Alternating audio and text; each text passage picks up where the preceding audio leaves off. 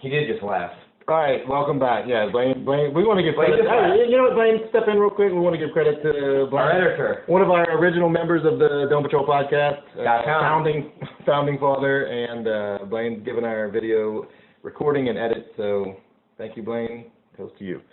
So before we left, we were talking about the cuts. Garrett Hartley was the namely cut, and I think it worked out against the Carolina Panthers. Who wants to talk about it? Well, you know, the one thing about Hartley's being cut and Charles Brown being benched and put on the sideline. And a lot of people have been saying, oh, well, you know, was that Peyton just trying to make a statement and let his players know that everybody's job's on the line, and, you know, was it more for effect? And I think we all have to agree with Hartley, it was not for effect. We can go back to 2009, second to last game of the year against Tampa Bay. Hartley misses a kick to cost us that game. Because remember, we were all scared when he kicked from the same place against the Vikings. Now, he didn't make that kick, and he made 3 spectacular kicks in the Super Bowl, and he'll live in St. Louis forever. You know. But then you come back in 2010, he misses a kick against Atlanta that could have won us that game, put us into a number 2 seed. We don't have to, you know. So how scared were we every time Hartley had to make a kick under 30 yards? You know, 50 and above, I felt fine. But anything under 30, you know, he ain't gonna make this. He ain't that. You know, he had enough chances. He had enough chances. Since the Super Bowl, the NFL's that "what have you done for me lately" kind of league, and you know, a lot of fans probably didn't want to get rid of Hartley because of the Vikings kick. Right. But he meant a lot. He made a lot of good kicks. That year. But he doesn't like. All you need with this offense, all you need as a field kicker is just, look, if it doesn't work out, at least we can get 3 points and we'll walk away. But with Hartley, you just never knew. That one season, it's crazy the kicks he made, and we wouldn't have won Super Bowl without him. There's no denying it. He's in that, I mean, whatever. He is. He helped us win the Super Bowl, and instantly that puts him in the pantheon. But at this point, we can't rely on him. And to those he didn't make the kicks.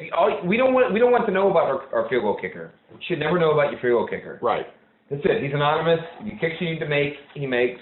If he misses one from long, big deal. I mean, kickers miss kicks, but. And to those people who want to hold on to him because of the memory of 2009, I mean, that was, 4 or 5 years ago now. I mean, 2 players remain on our defense from the Super Bowl year. That's Malcolm Jenkins and Roman Harper. Well, Vilma, technically. But Vilma doesn't play. I mean, that actively plays. Will Smith doesn't play. I mean, we have 2 guys on the field from our 2009 defense. Things change. It's time to move on. Things change, Malks. All right, we all lose. Boom. So you brought up Terran Armstead. What do y'all want to talk about Terran Armstead? Didn't play that great this week. I can't believe that Peyton said he was encouraged, but it's long term. I mean, at this point, yeah. Keep in mind we're recording this before the Tampa game. We don't know what's going to happen. He might have a great game tomorrow and pancake and do fine, but it's got to be a long-term thing. That's the only thing it can be. Like they have to realize, like, well, Charles Brown isn't it, or the players. So for some reason, maybe the players are done with Charles Brown. That's the only reason that he would switch and not go back. Like either the players lost faith, or this is just long-term. This is what. I mean, we have to play him now, otherwise. I mean, I don't know. Do you like him? I mean, how did you feel about his play in the game? He didn't play great, but he's a rookie. I mean, I don't know how much you can expect from him. You just got to hope that, look, maybe if this year doesn't work out, so be it. But if next year he comes in and he starts from day one and is good, then we need him. Worth it. We need him to be good. Well, right. I know, but I mean, you just have to hope that you don't bust on him like you did with Charles Brown, because Charles Brown was a bust, 2nd round pick, 4 years, nothing. What do you think about him? Kind of what Jason would look. We have been Peyton and Loomis have been great picking offensive linemen late or mid rounds of the draft, 3rd, 4th, and 5th round. You know, Evans, Bushrod. You know, all of them. Nick's 5th round. Nick's right. Streif. Right. Yeah, even Streif. As much as we hard on Zach Streif. Yeah, and I meant that as a joke, but okay. And Charles Brown, you know, was supposed to be the same thing and replace Bushrod, because we knew once he made the Pro Bowl and become a free agent, we couldn't afford to pay him because we have Jimmy Graham, Drew Brees, all, you know, so-and-so to pay. So we missed on Brown. I just hope we don't miss on Armstead. You know, I mean, he wasn't undrafted. He was undrafted. I never really thought about it. No, Armstead was a third-round pick. Was he? Armstead, third-round pick. Small college. Okay. Right. Okay. Yeah, third-round pick. No, and I never, for some reason, the way you just said it, put a whole other spin on things. I mean, I don't like Charles Brown's performance, but if you look at the Mickey Loomis, Sean Payton kind of evaluation in their drafting of talent, especially on the offensive line, I mean, they've hit more times than they've missed. Yeah. So the Armstead pick, by the numbers, should work. No. I mean, there's no way. And the Charles Brown deal, I mean, you know what? You still don't blame him for taking him. The guy was great in college. You can't bat 1,000, you know. But why don't he go play for somebody else? At this point, Or maybe he's a backup. Yeah, you know. That's it. I'm not sure. I mean, I'm not sure when his contract comes up or anything like that. It's up after this year. After this year? This is the end of his rookie deal. So he's got. I mean, but maybe is anybody going to be willing to offer him? I wouldn't imagine so. The only criticism I would have is one.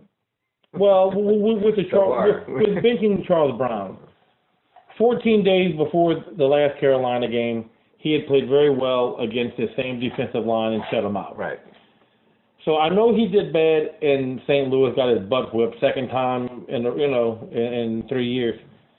But would it have been different in Carolina if he would have started there? You know. Yeah, and to that point, I would raise another point that he blocked better in the run game. We ran for 101 yards against Carolina, and maybe that was Sean Payton's angle. That to win on the road, you need to be able to run the ball, and maybe he was going for more of a run game establishment with Armstead than a pass game protection. Right. Knowing that, but you still have to. I mean, you still have to do your job. I mean, run block. And he did it. Well, I mean, and it's a statement by Payton. Payton, I mean, when he came and did the press conference, when he made the announcement, it's pretty much, you know what, guys. And I like that he did that. I like the fact that he said, Hartley's out. They cut David Carr, whatever his name is. I don't even care to know it. Yeah. Chris Carr. Whatever. I don't even know his name because he was. No, I mean, we signed another defensive back with the Vaccaro injury. We had to sign another defensive back. I mean, that's. So, but the other thing, right? But before we go on to another break. What? I said 3. I just want to bring up, because it's a quick topic, is Vaccaro's injury and the impact. And then I think, Jason, you said you wanted to say something about that as being a great first round. Because we talked about the Armstead pick and will that pan out. Well, we know the first round. Right, I mean, the Vaccaro pick pretty much panned out, and he's going to be one, assuming injury, non-injury related, he's going to be one of the better picks of the whole draft. So, I mean, he was huge to this defense. That worried, like, as bad as the Greer injury was, the Vaccaro injuries. If we don't advance, that's going to be the reason. If we had him here, I'd feel a lot more comfortable. I mean, anything can happen. There's still a lot in play, but I think it's a big loss. Like, as much as the Greer injury was a big loss, now this is a big loss because that means Roman Harper is playing a lot. The guy. We all have, right. I mean, the good thing about Vaccaro, it broke his fibula. Broken bones, ankle. Yeah. Broken bones are easy to come back from. Once they heal, they're not going to break. But I guess at least it's not an ACL. But there's no. Right. I mean, there's no guarantees. Like, it's still a broken bone. There's been players that had broke their bones and they weren't ever the same. I mean, Shockey broke a bone and he was good, but he wasn't the same. I just don't want to see that. He was also old. Well, because it's still a broken bone. Like, we don't know how it's going to happen. So just Godspeed, a good pick. It was good to have a good pick. Now, and the question is, will Vaccaro? I mean, the loss of Vaccaro is worse because we don't have Jabari Greer. No doubt. Of course. And that we're without. Or Pat Robinson. The 3 year starter. No doubt, but still the 3 starters. Well, we got Corey White. All right, we're going to come back for part 3 and continue the show. Please turn your tape over to side 3. This is side 2. Did I say turn your tape over to? You did say turn your tape over. He uses it. I know you're going to be here before we do this one.